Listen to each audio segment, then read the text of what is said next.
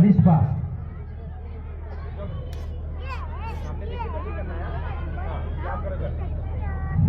अस्सलामुअलैकुम वरहमतुल्लाहि वबरकातुहू।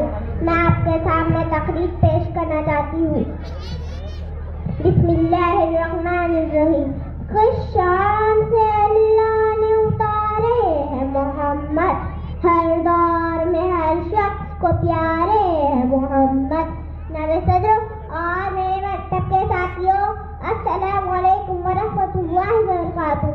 तारी मक्कार, दुनिया में हर तरफ अंधेरा ही अंधेरा था, चांद था लेकिन बेनूर सा, तारे थे लेकिन बुझे थे, आफताब था लेकिन डूबा सा, अखरों पर पत्थर पड़े हुए थे, दिल उजड़े होते, खदा ने बहार को लूट कर चमन वीरान किया हुआ था।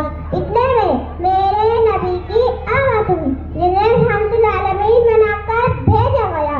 वो रहमतुल आलमीन जिनकी उंगलियों से सहरा में चश्मे फूटते थे, जिनकी सवाई से दिमाग में याद हो जाती है, जिसकी उम्र उस्मान को गनी, उमर को फारूक, अली के शेर खुदा बनना देती है।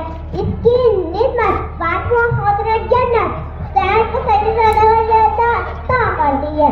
रहमतुल आलमीन शान क्या बयान करूं, मकामी महमूद जिनके इंतजार में है, जन्नत सवर के जिसके इंतजार में है, वो अपने चचा अमीर हमजा खालिद मखदूम वाला मुकद्दर अहमद का ऐलान करने वाला मेरा रब, जिनकी जुल्फों की कस से उठाए वो लैली जा सजा, मेरा रब जिनकी शहर की कस से उठाए वो हादल बलद नबी, जिन्हें मेरा रब कभी हबीब कहे, कभी खलील कहे, कभी ताहा कहे, कभी यासीन कहे और कभी मुज़म्मिल कहे।